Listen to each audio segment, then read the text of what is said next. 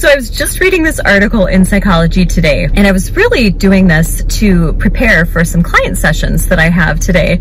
And I wanted to look into the word should. And I know we've talked a little bit about this word before, but I just thought, you know, there's got to be some more that I could learn about this and like how to really free the client that I'm working with from that kind of language, because she's really, really stuck in it.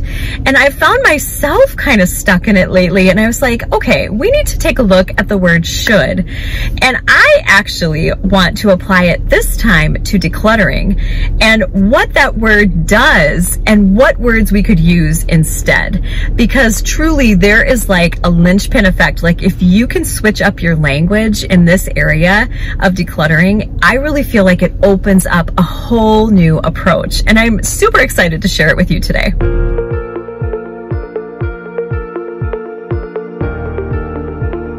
My name is Dawn, and if we haven't met before, I am a licensed marriage and family therapist, a homeschooling mom, and a Jesus lover. I live in Minnesota with my husband, Ben, and our sweet kids between the ages of 10 and 13. So in this article, it was really interesting. I don't know if you guys are familiar with the homeopathic approach of muscle testing.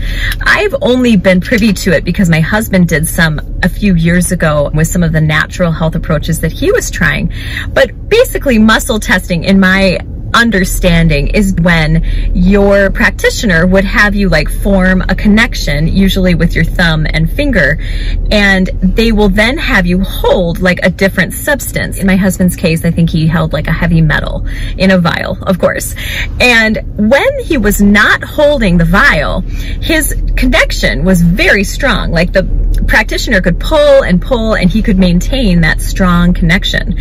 Well, when he was holding the heavy metal vial, he found that he lost that muscular connection. And so there was a weakness in the body when heavy metals were present. And so that alerted the homeopathic doctor that there was something he needed to do or address in terms of supplementation that would help my husband's health. Well, that whole concept is kind of woo! I mean, that was a new idea to me a few years ago, and then it's even newer for me to consider applying it to words and emotions.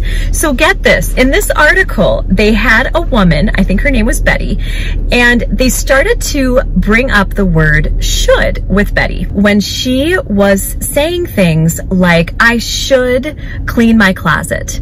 I should get my basement cleared out.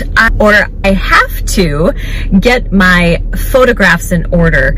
She was using words like should and I have to, and guess what happened? They had her muscle test without saying anything, and she was strong, okay? So that provided the baseline. Then they had her say those words, I should, and guess what? There was weakness in the body. She lost her power. She became disempowered with that language. And so anything that began with I should or I have to caused her to lose that strength in her muscle connection. So this person in this professional article was saying, wow, what an impact that kind of language has on our sense of empowerment as humans. On the contrary, what was really, really cool is then they suggested to Betty that she say things like, I am choosing to, or I would like to. So guess what? When she did that, when she said those words while having her muscular connection, the I would like to and I am choosing to allowed her to stay strong. They were not able to break that connection. Isn't that amazing? This whole study just rocked my world because it supports everything that we're talking about on this channel. Remember, the purpose of minimalism, the purpose of decluttering is to be a gift to you. It is actually supposed to make your life easier. It's creating space, not just with your things, your material items in your closets and all of that, but it's also creating space because you have less inventory to manage, less stuff to deal with, less daily upkeep with so many things. Not to mention, you have actually clarity when you remove a lot of those material things, which creates emotional ramifications and spiritual ramifications. And I'm even going to say relational ramifications. So here's the cool part is we have to look at minimalism. We have to look at decluttering as our friend. We need to befriend it. And I think a lot of times many people put that whole thing in the should box. And the should box feels like obligation. It feels like somebody else is telling me what to do. And if I don't do it, I have actually great guilt and shame actually, and anxiety. Anxiety is a huge result of not following through when we have this mindset of shoulds and have tos, because it's like we are victims. It's like we take a position or posture that is less empowered, weaker, submissive to something else. When in reality, if we look at decluttering and minimalism as something that's for us, it's a gift for us, then we're able to say, oh my gosh, you know, this is something that I would like to do. I am choosing to go through the photographs, the china, the closet, so that I can have more space in my life to enjoy my home, my relationships, my connections with other people.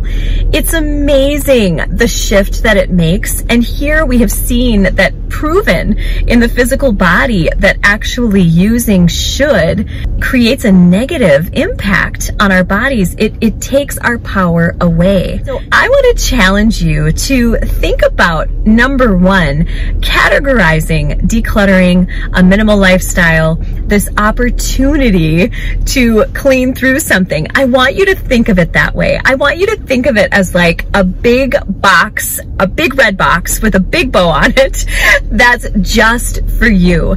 And yes, I know that there's some work involved. I know that we have to sort of pump ourselves up to do it. It doesn't mean that it won't be hard, but it means that you actually have your eye on the long game. You know that as a result of digging in, you are going to have wonderful things that result, wonderful fruit. You're going to have more peace. You're going to have more joy. You're going to have richer relationships. You're going to feel lighter, and you're also going to enjoy your home, which then enhances your relationships within the home. The benefits go on and on. And so as a result of looking at minimalism as this gift, then you're able to say, you know what? I would like to go through that today. I would like to do just one page of that photo album. I would love to just do one part of that shelf. I am going to declutter, and I'm choosing to do it. I would like to do it because I know in the end, this is actually for me. It's actually helping me. It's actually causing a blessing that starts with my life and ripples outward. We've talked about how when we go through things, it's not only about us. It's about who can benefit from the things that we found. Remember when I was cleaning through my mom's home, she passed away a couple of years ago. A huge insight that my sister and I had was, wow, who is this for?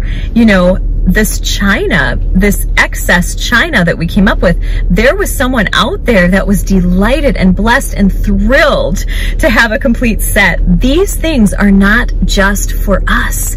And so it's an opportunity to give back, to let other people enjoy items that bring them joy. So it is not just about us, right? And so when we think of it that way, it's a gift that keeps on giving, right? And yet you do not have to feel heavy managing it. I would like you to try, I am choosing to, I would like to, I could.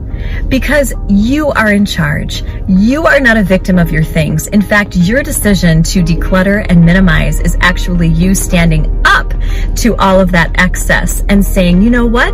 I am choosing to live differently. So be encouraged. You are on the right track. Try out some of those different pieces of language, and I want to hear if it makes a difference for you as you approach all of your various projects.